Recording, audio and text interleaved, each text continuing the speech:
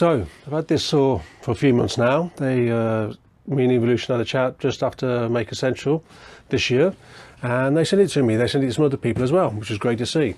I worked with mine since then. I had another one. I was used to these saws. This one's an upgrade. Is it any good? Because you see something so many times, you just think it's a load of baloney, as some people might say. Right. First, to have a look at how versatile the blade is, I want to cut multiple materials at the same time. I'm going to do wood, that's quite a general one, some steel,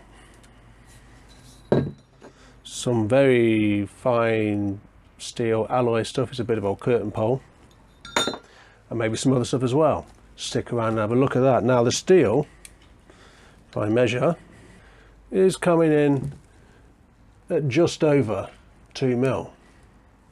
So it's hard enough. It's hard enough. And like I said, my plan is put all those things together, then cut them at the same time. That'll show how the blade handles the stress of moving in through different materials. Get on, eh?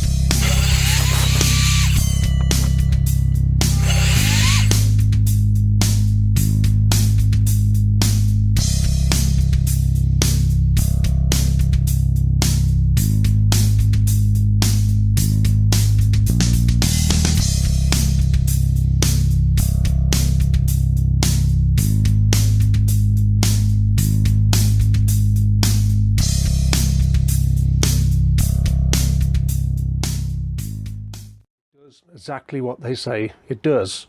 It isn't just the blade. The blade is the icing on the cake. It's the cherry on top.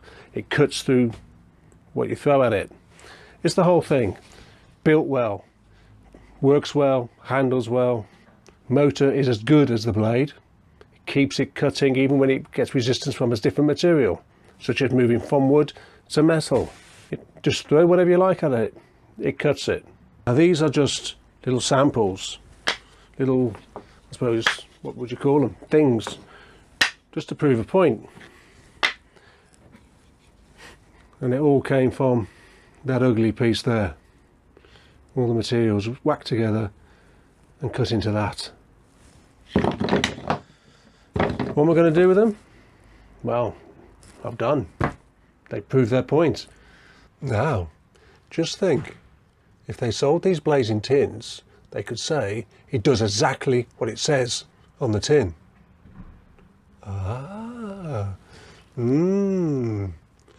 That's an ideas, methinks, sir.